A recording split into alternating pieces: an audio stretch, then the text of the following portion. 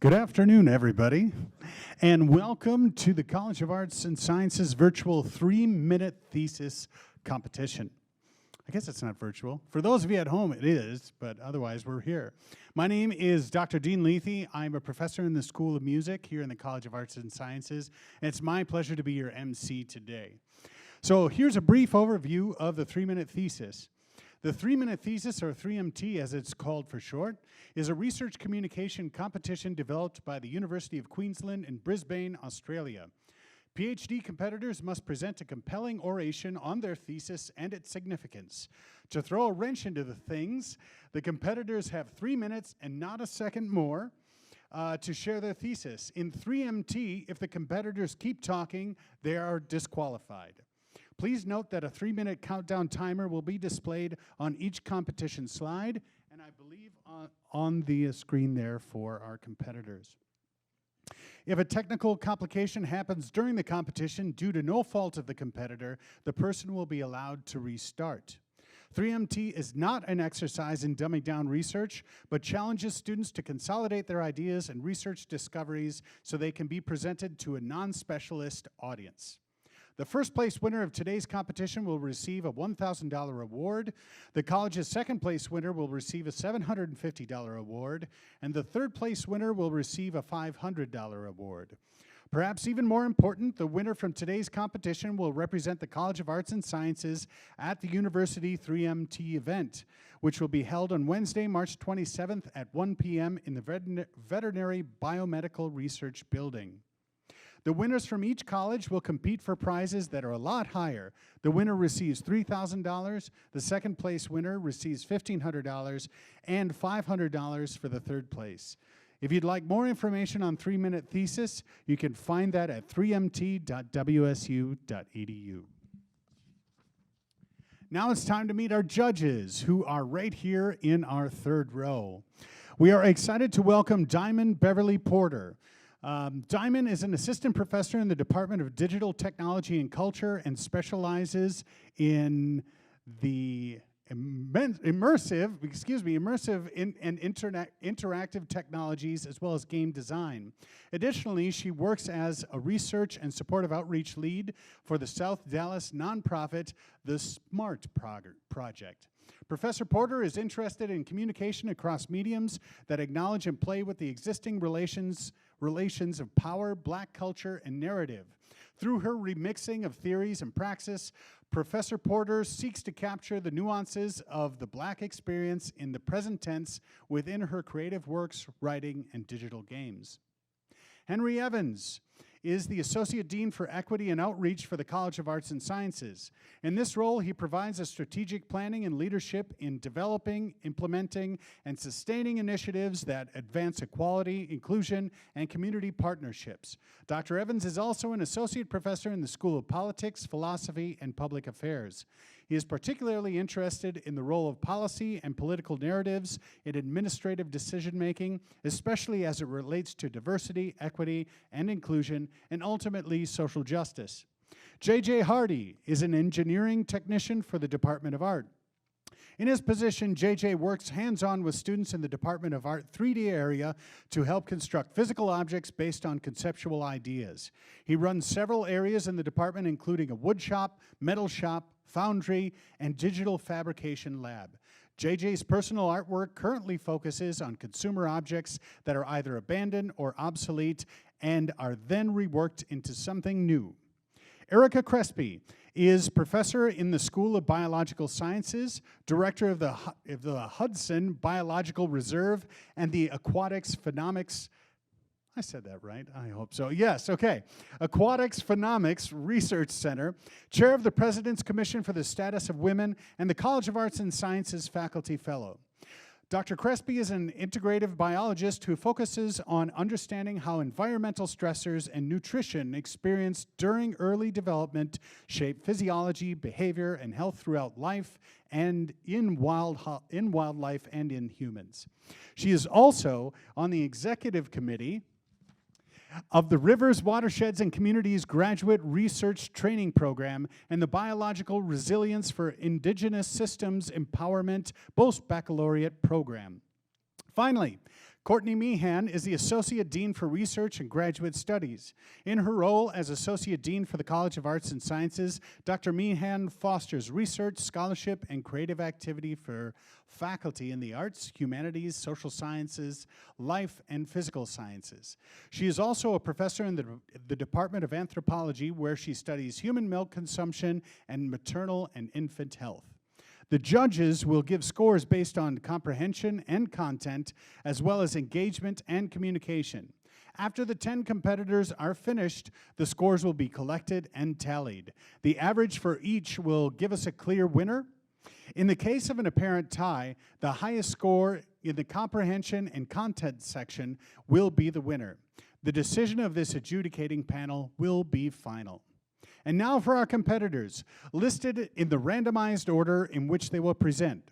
Please hold your applause to the end. Molly Sutter, Department of Mathematics and Statistics. Erik Wasleske, Department of Physics and Astronomy. Aditi, Dahiya, Department of Chemistry. Saheed, Adeniyi, Ogunkoya, Department of History. Patrick Gambill, Department of Mathematics and Statistics. Andre Diehl, School of Languages, Cultures, and Race. Annesh Mukhopadhyay, Department of Physics and Astronomy. Ella Sehic, Department of Psychology. And Matthew Beckman, Department of Chemistry. And Jennifer Moran, Department of History. After all competitors are finished, the judging is complete. We will have the results, and I will announce the winners. Now, without further ado, we will turn this over to the competitors, starting with Molly Sutter. The title of her presentation is Mathematics Teacher Identity Formation in relation to the communities of mathematicians, teachers, and mathematics teachers.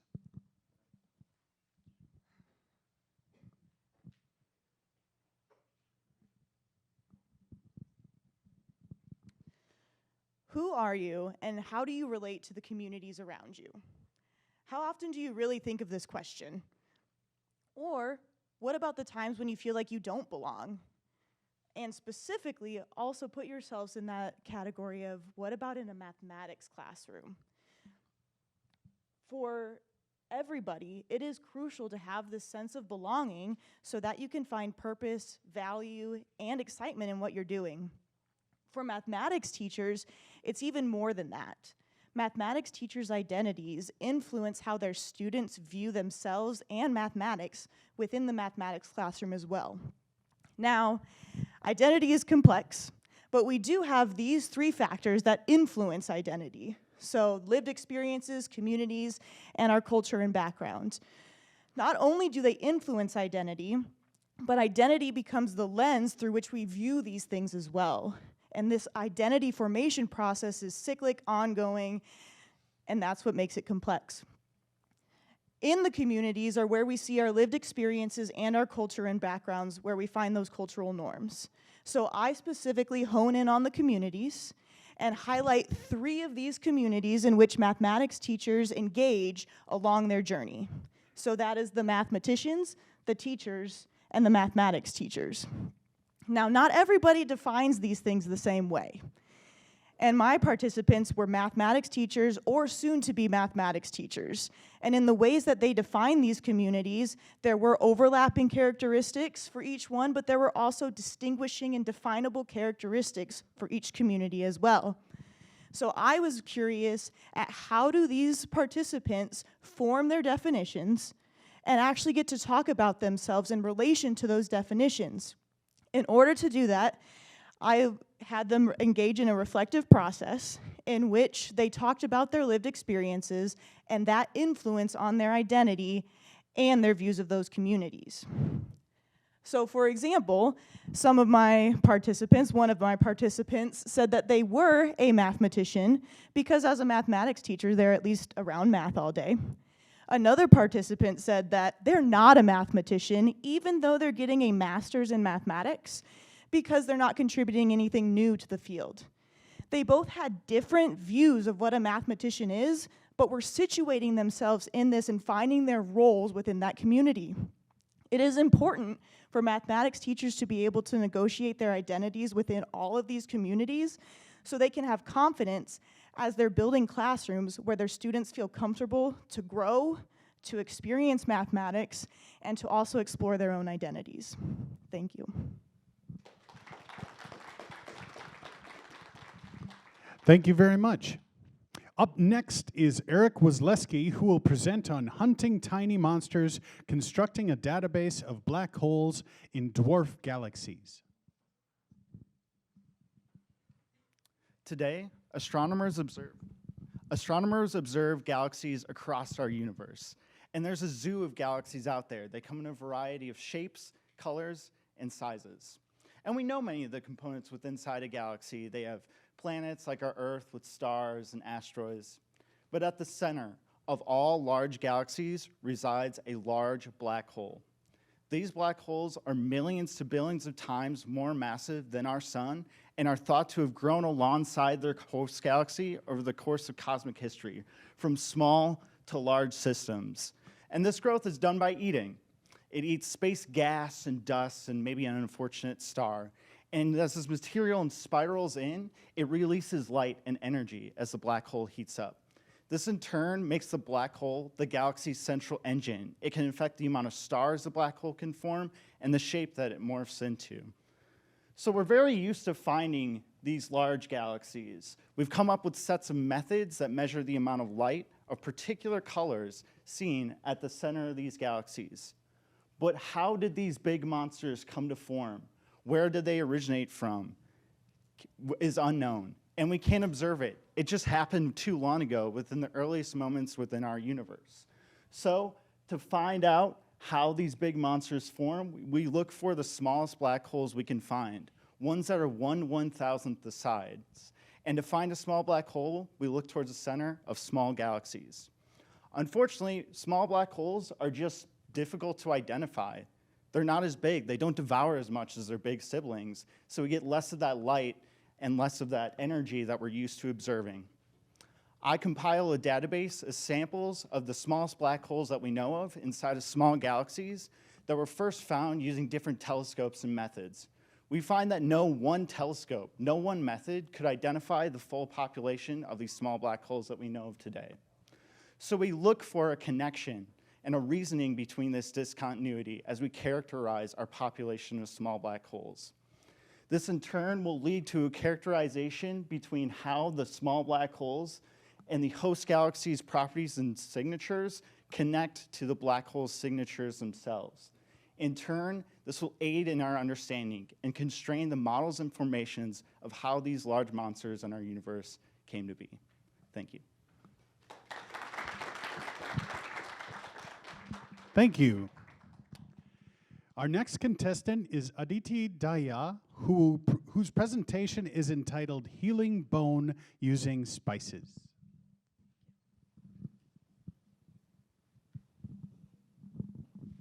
Hello. Every 20 seconds, someone is breaking their bone. But imagine a world where the spices that flavor our pizzas can actually make our bones stronger.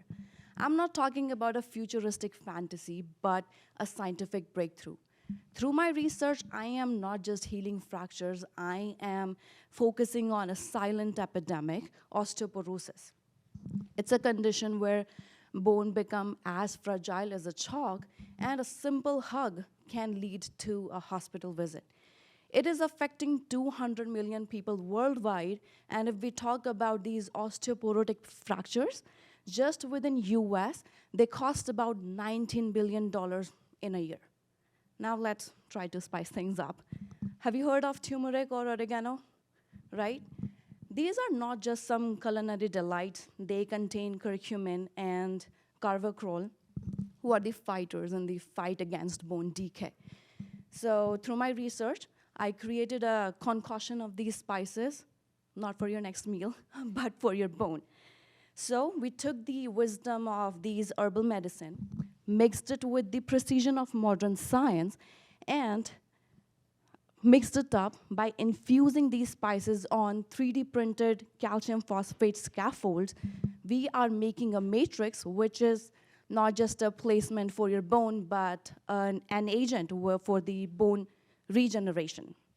So through my experiment results, I observed that these spices increase the growth of bone-forming cells and show the door to the bad actors such as cancerous cells or bacterial cells or bone-eating cells. These are the cells responsible for osteoporosis. We have taken our studies from a petri dish to animal-based models such as rats or rabbits, and we have seen some compelling results. But why does this matter? Because my research is not just about healing bone, it's about restoring lives. It's about a grandmother who can lift her grandkid without fear, a worker who can go back to their job they depend on, or a young athlete who can enjoy their sports. My research is not just about patching up bones, it's about redefining recovery, because through my research, we are providing a solution which is affordable, accessible, and adjustable to every patient's need. While it says that sticks and stones may break our bones, but through the power of science and spices, bone healing won't be a hassle. Thank you.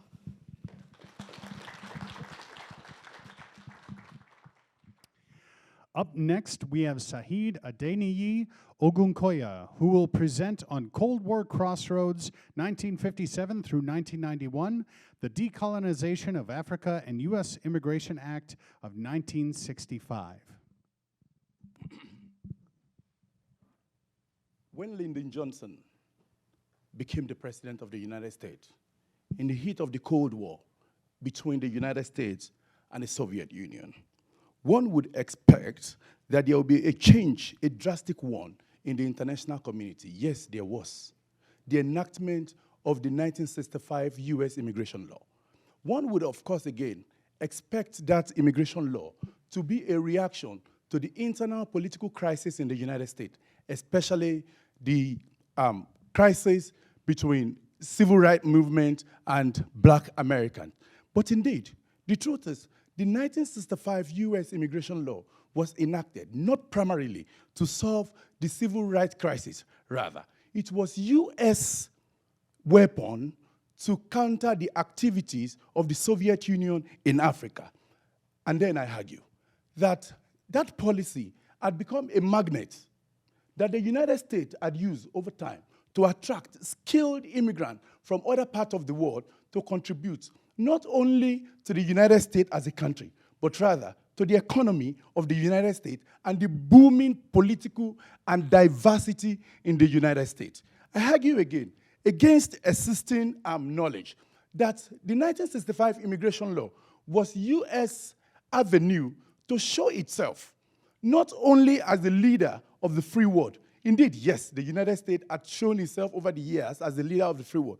But the 1965 immigration law also present the United States to the world as a nation without preference for or prejudice against any nation of the world. The United States, through the 1965 immigration law, had opened its door to nations across the globe, Africa inclusive. And today I stand as a little boy from Lagos, Nigeria, who, after my studies in the United States, I am positive that I could take my time out to study, to remain in the United States, to practice the trade that I have learned in the last 4 years of my study.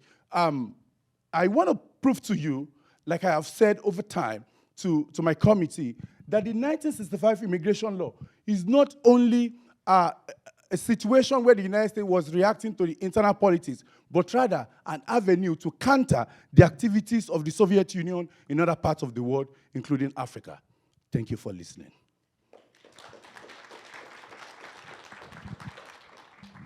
Thank you. Moving on, we have Patrick Gambill, and he will present on mathematical games and redistricting. In 2018, the state of Pennsylvania had their midterm election, but this wasn't just any midterm election. The old congressional districting plan had to be thrown out because it was gerrymandered. And we know it was gerrymandered for a couple different reasons. First of all, the boundaries of these districts were very oblong and confusing. They didn't follow any traditional county boundaries or geographic boundaries. In addition, these districts gave a massive advantage to the incumbent party.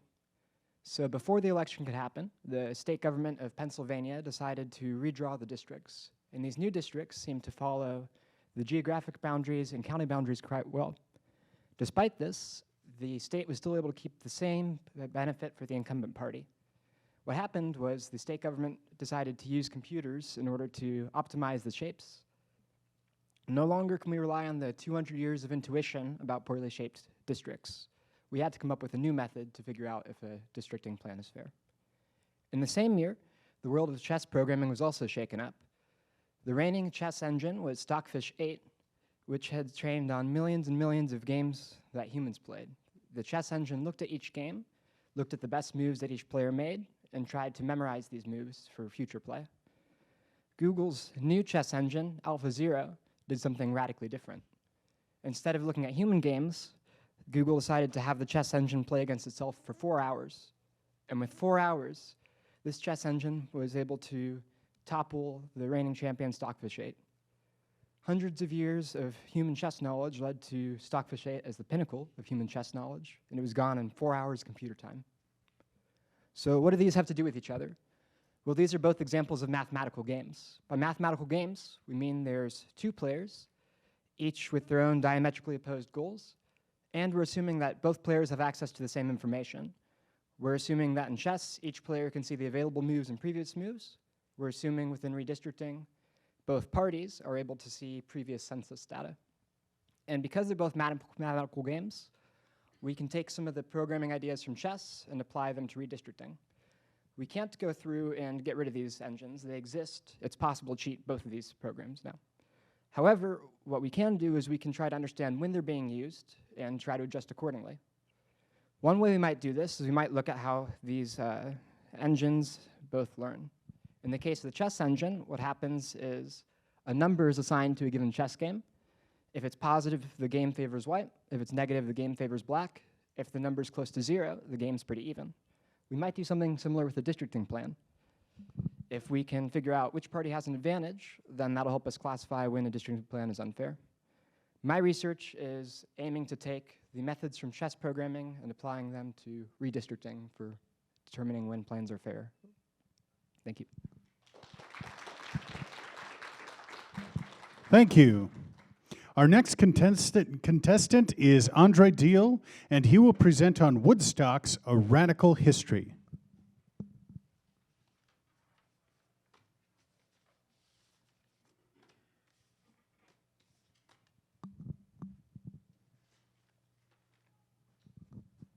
Behind me is a still photo of Jimi Hendrix. This photo was taken at some point between 9 and 11 a.m. on Monday, August 18th, in the year of our Lord, 1969. Conventional wisdom percolated through the popular archive tells us that here, Jimi Hendrix is at some point in his legendary Woodstock set, which featured his performance of the Star-Spangled Banner and closed out the festival. But was he really? What would you do if I told you that the event that Hendrix was employed to perform at wasn't actually Woodstock, but was an Aquarian exposition presented by the Woodstock Music and Arts Fair? How would this change preconceived notions of the 1960s through a simple act of recognizing historical truth? My research starts with the premise that historical events are far more complicated than we like to think. I contend that what we call Woodstock emerged from a set of visual and sonic symbols that were intentionally presented, packaged, and sold as Woodstock. The quote-unquote Woodstock narrative smoothed over all the complications of the event's material production and turned it into a story that could be summarized as 3 days of peace and music. My method involves reading a radical narrative into the Woodstock archive. Radical, in this context, involves telling a story that not only focuses on the successes of the event, but relishes failure as an avenue for alternative possibilities and ways of understanding. The story of the Aquarian Exposition is filled with moments where the whole event could have not happened, or it could have happened in a completely different way that would be unrecognizable to us now. The way in which Woodstock had been remembered, reproduced, and embodied has tempered these complications and turned the story into a myth. So who cares? From personal experience, I could tell you that baby boomers care a lot when you challenge their perceived cultural reality. And there's a phrase that gets trotted out in many of these conversations I've had with folks about Woodstock, which is, if you remember, you weren't really there. Basically, this says that knowledge of an aspect of the 1960s is fundamentally devalued because a person did not have firsthand experience of that event or aspect of the 1960s. This is a nonsense statement rooted in cultural gatekeeping and what I like to call stinkin' thinking. My research, using the Woodstock festivals as a case study, aims to destroy the gate being kept and to show that it doesn't matter if you remember or not, because the there that you thought was there was never really there. Thank you very much. Thank you. Up next is Annesh Mukhopadhyay, who will be presenting on understanding quantum mechanics through Bose-Einstein condensate.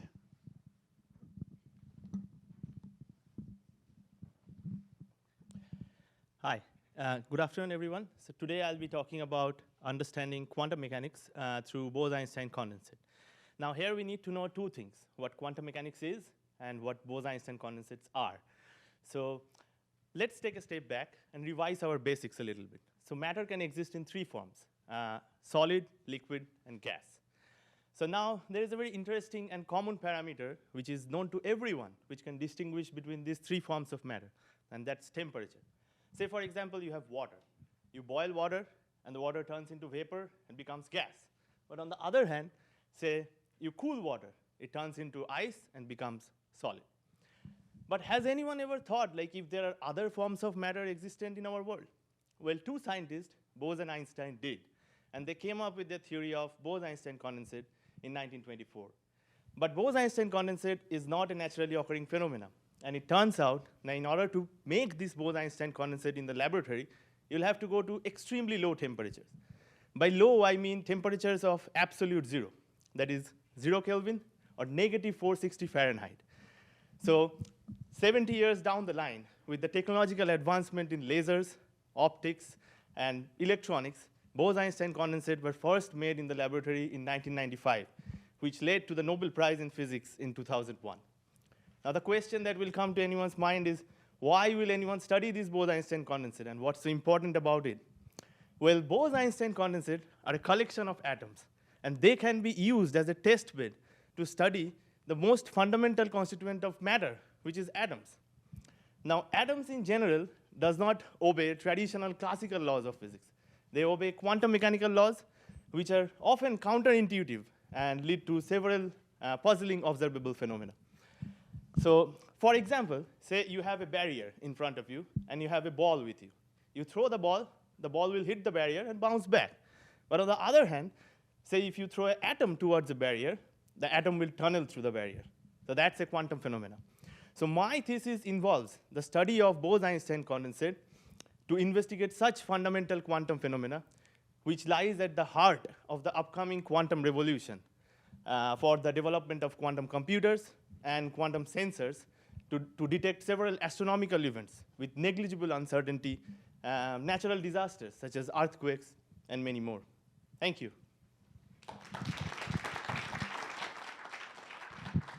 Thank you. Up next is Ella Sehic, her presentation titled Cultural Values and Parental Psychology.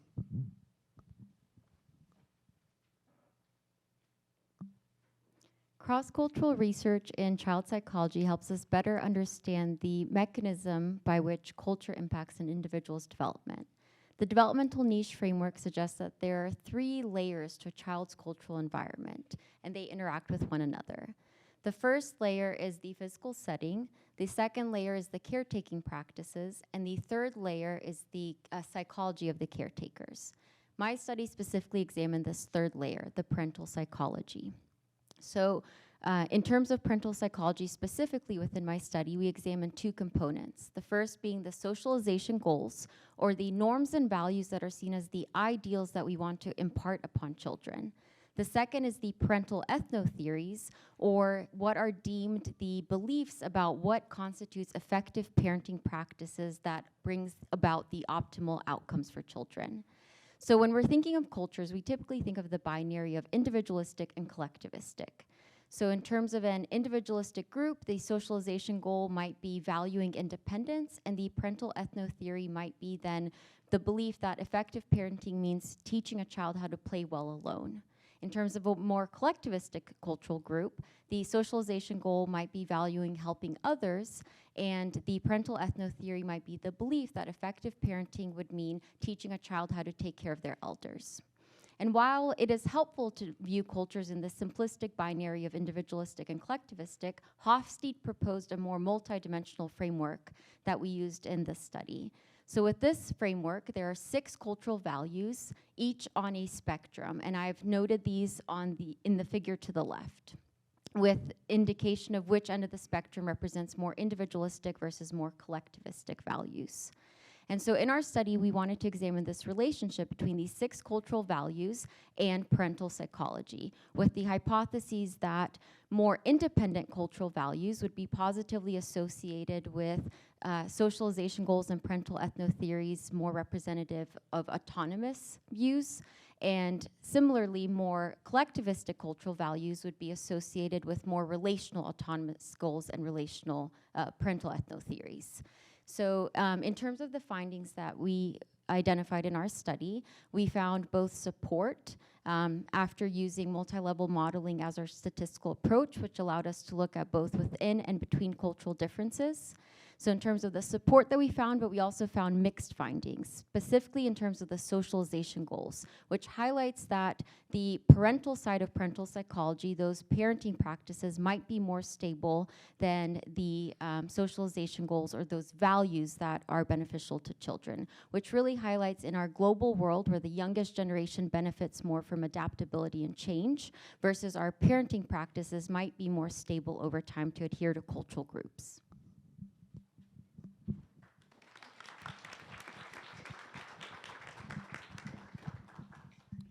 Thank you. Our next contestant is Matthew Beckman with his presentation titled Do Molecules and Surfaces Talk?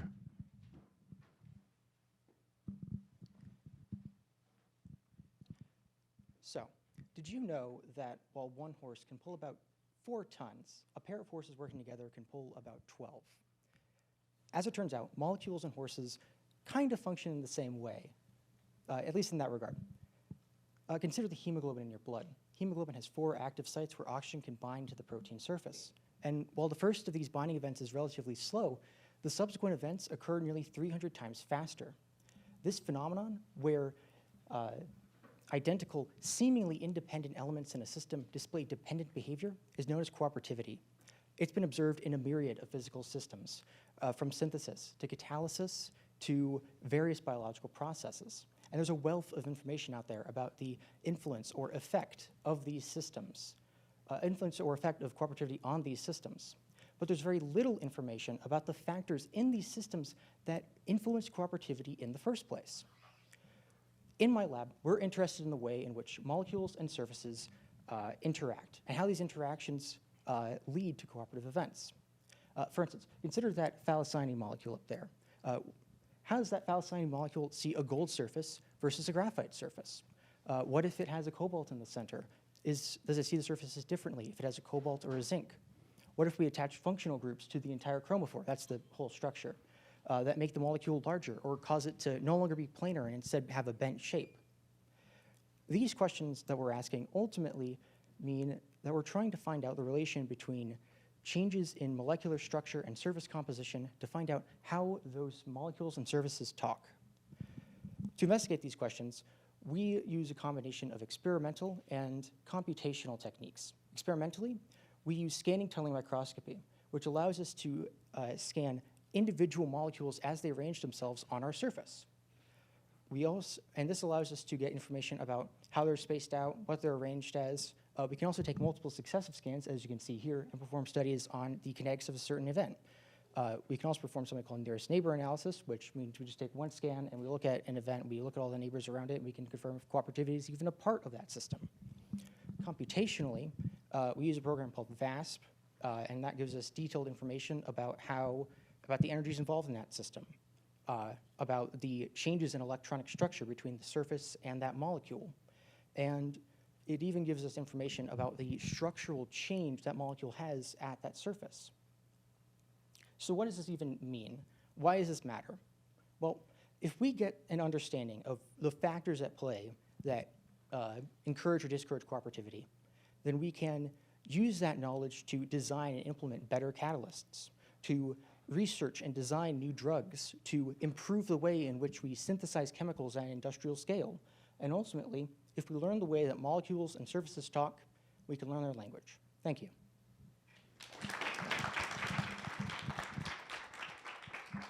Thank you.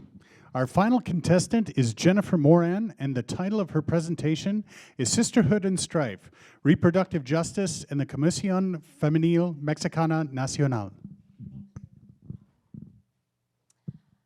Hi, Sisterhood and Strife looks at the Comisión Femenil Mexicana Nacional during the late 1970s as they are fighting for reproductive justice. It looks at contentions between the women in the organization itself, and also contentions between them and other BIPOC women of color feminist groups, and contentions between them and the National Organization of Women during the 1977 IWY conference. In the late 1970s, the Comisión was funding this class action lawsuit of 10 women who were able to fight forced sterilization by the Los Angeles County Medical Center. They were forcibly sterilized. So the Comisión is backing this group. And during this time, within the group, a lot of the members didn't agree. And so they were shelving this topic and agreeing to disagree essentially for years. It was never officially, reproductive justice and the right to their own bodies was never officially on the party's platform. So in my work, I draw on, I use methodologies of Gloria Anzaldúa and Sherry Moraga, where they discuss how third world women's bodies are essentially inherently political. And so I draw on them, and I build on Victoria Espino and Elena Gutierrez, whose work actually brought the forced sterilization case to light. It had never been discussed. And so I'm building on that and going beyond that and looking actually at the groups that supported this. What I plan to do in my intervention here is discussing something that really isn't talked about when you look at feminist groups. You think of them as a monolith, especially when they're women of color. Groups tend to be considered just one group, and they're all thinking the same way. And what my work does is show that no, they're not, and that there are difficult things that happen behind closed doors, and difficult conversations that are had as groups move forward. But in the end, they eventually do reach a consensus, and they do get to where they need to go, but it's never always an easy road. That's it.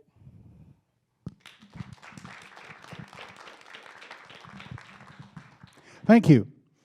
Well, let's give a round of applause for all of our contestants today. We will now allow our judges a few minutes to compile their scores, and we'll be back to announce the winners after a short intermission. Thank you. All right, everybody. The scores have been tabulated. Let us thank our judges for doing a wonderful job here today. And let us also thank all of our competitors, please.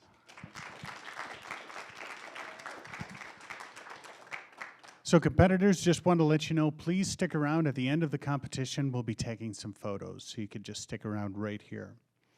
So our third place winner, who will receive $500 today, is Patrick Gambill.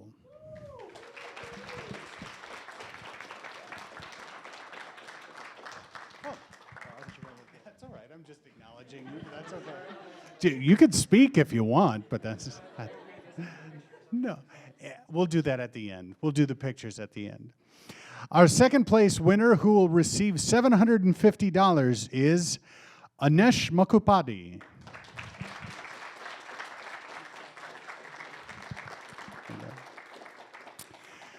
The winner of today's competition will not only receive $1,000, but will also represent the College of Arts and Sciences on March 27th at the university level 3MT competition.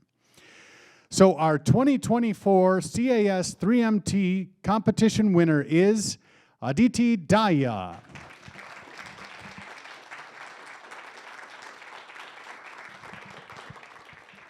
We want to thank you all for coming today. Thank the judges as well as our competitors. This concludes our event, everybody. Thank you very much.